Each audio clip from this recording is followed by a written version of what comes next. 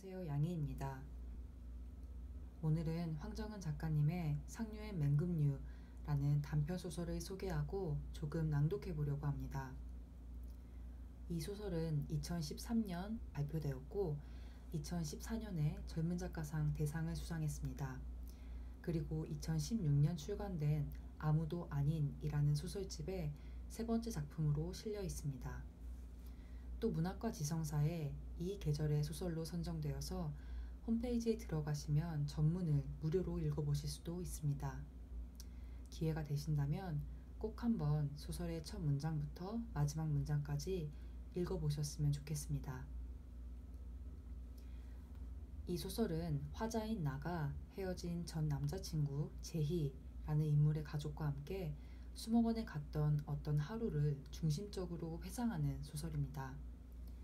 나는 현재 다른 남자와 결혼을 한 상태에서 그날을 떠올리고 제이와 제이의 가족을 떠올리고 있습니다.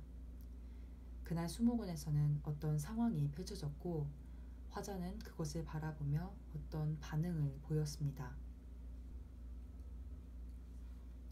처음에 이 소설을 읽었을 때에는 아주 정교한 방식으로 계급에 대해 말하는 소설이라고 생각했습니다. 그래서 화자의 선택은 불편하지만 충분히 납득이 되었고 그래서 이 소설은 참으로 섬뜩하구나 그런 생각을 했습니다. 그런데 이 소설을 두 번, 세 번 다시 읽을 때마다 점점 더 복잡한 감정이 들었습니다.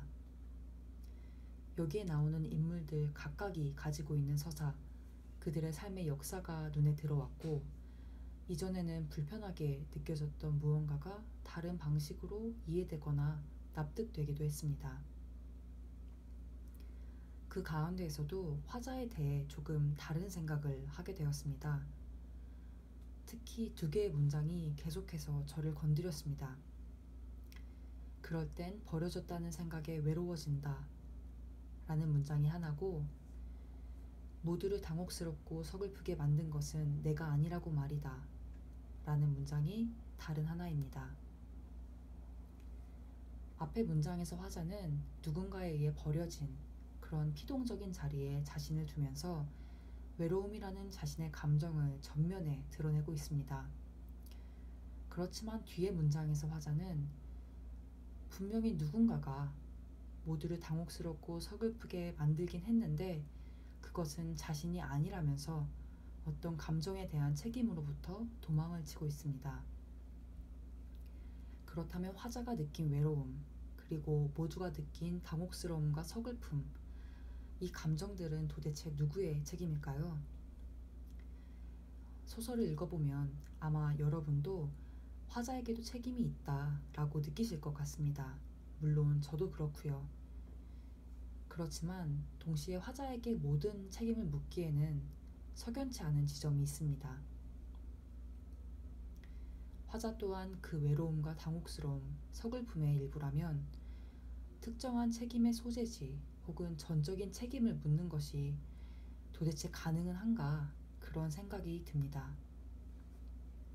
저에게 화자는 이 두 문장 사이 어딘가에 서 있는 사람 같았습니다. 그리고 계속해서 마음이 쓰이기 시작했습니다. 그러니까 이 화자는 어떤 사람일까 그게 궁금해지기 시작한 것입니다. 소설 속에서 화자는 제이에 대해 또 제이의 가족에 대해서 끊임없이 이야기하고 있지만 그래서 우리는 화자의 생각과 감정을 따라갈 수 있지만 정작 화자 자신의 삶의 궤적에 대해서는 많은 것을 말하지 않은 채로 남겨둡니다. 어쩌면 일부러 그렇게 빈칸으로 남겨진 게 아닐까 싶기도 했습니다. 그렇게 화자에 대해서 생각을 하다가 문득 어떤 공간, 사람, 가능성을 자신의 발로 떠나왔으면서도 스스로가 버려졌다는 생각에 그 외로움의 감정에 속수무책으로 끌려가는 것이 비단 화자의 경우만은 아니라는 생각이 들기도 했습니다. 그러면서 너무 많이 슬퍼졌고 이 소설을 정말 많이 좋아하게 되었습니다. 사실 제가 굉장히 좋아하는 작가의 소설이고 또 정교하고 섬세하게 쓰인 소설이기 때문에 전문을 읽어드리는 것이 낭독에 가장 적합한 방식인 것 같긴 합니다. 그렇지만 그것은 여러분의 독서로 남겨두고 오늘 낭독에서는 화자와 제인의 가족이 막 수목원에 도착한 장면, 어떤 서막에 불과한 한 장면이지만 긴장감이 점점 더 쌓여가면서 읽는 사람, 그러니까 저 자신을 옥죄어왔던 그 대목을 조금 읽어드리겠습니다.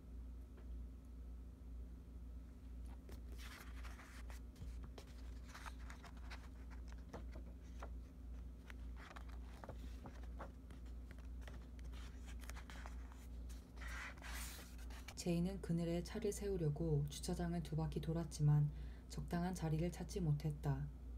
웬만한 나무 그늘엔 먼저 도착한 차들이 자리를 잡고 있었다. 그늘 한 점 없는 주차장 복판에 차를 세워두고 짐을 내리는 동안 해는 우리 머리 꼭대기에 있었다. 정오였다. 제인의 아버지가 뒷좌석에서 깨끗한 파나마 모자를 꺼내 머리에 얹었다. 제인의 어머니는 나무 그늘 쪽을 바라보고 서 있었는데 이마를 덮은 곱슬머리 때문에 눈 아래 짙은 그늘이 져 있었다. 제인은 트렁크를 열어둔 채로 카트에 짐을 실었다.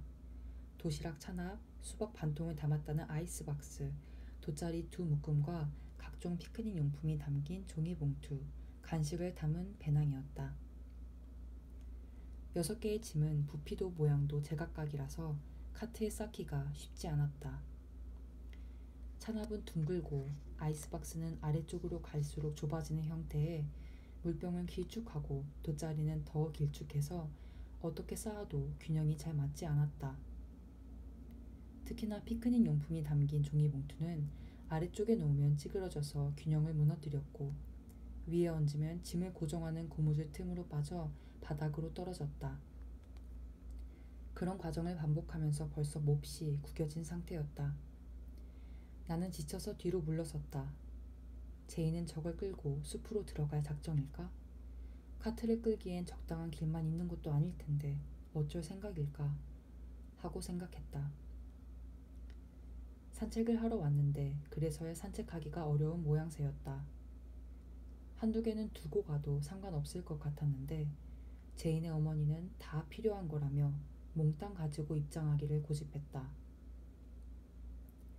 제인은 뜨거운 시멘트 바닥에 무릎을 꿇은 채로 짐을 쌓았다가 내리고 다시 쌓기를 반복하면서 땀을 흘리고 있었다.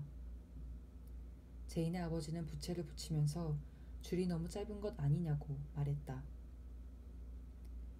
제인은 비뚤비뚤하게 쌓인 짐 위로 고무줄을 당기다가 고리에 발목을 다쳤다. 굵은 고무줄 끝에 수리 발톱처럼 생긴 금속고리가 달려 있었는데 그게 어딘가에 잘못 걸렸다가 탁 풀리면서 제이의 왼쪽, 그것도 안쪽 복사뼈를 때렸다. 조그만 돌이 쪼개지는 듯한 소리가 났다.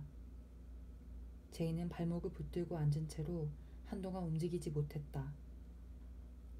복사뼈를 덮은 손 위로 핏줄이 붉어져 있었다. 괜찮으냐고 묻자 제이는 괜찮다고 답하면서 한두 번 발을 털어본 뒤 똑바로 섰다. 제인의 어머니가 멍한 눈빛으로 제이를 바라보고 있었다.